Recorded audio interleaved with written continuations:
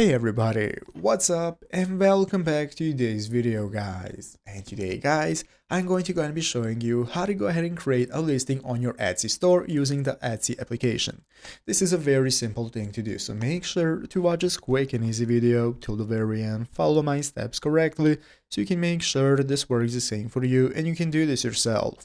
But yeah guys, let's get straight into it. So the first thing we want to do is to go ahead and open up the official Etsy website right here, etsy.com, if you have not already. So after opening it up, this is going to be the main page you're greeted by. From this home page in the upper right corner, you can get started logging into your account if you have not already. If you do not already have an account, just go ahead and create one. So after logging in, this is going to be the main page you're greeted by.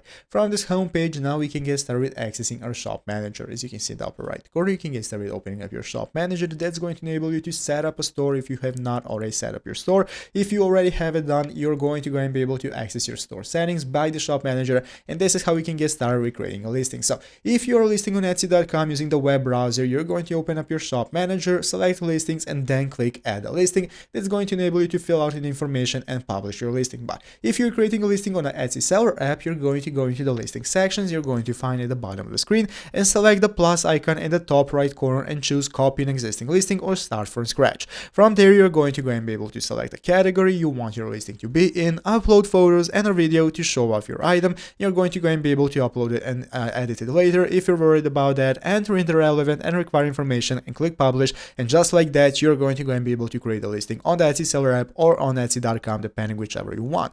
So that's how to do it. I hope this video was helpful. If it was, make sure to leave a like and subscribe to the channel. Thanks for watching, take care and bye.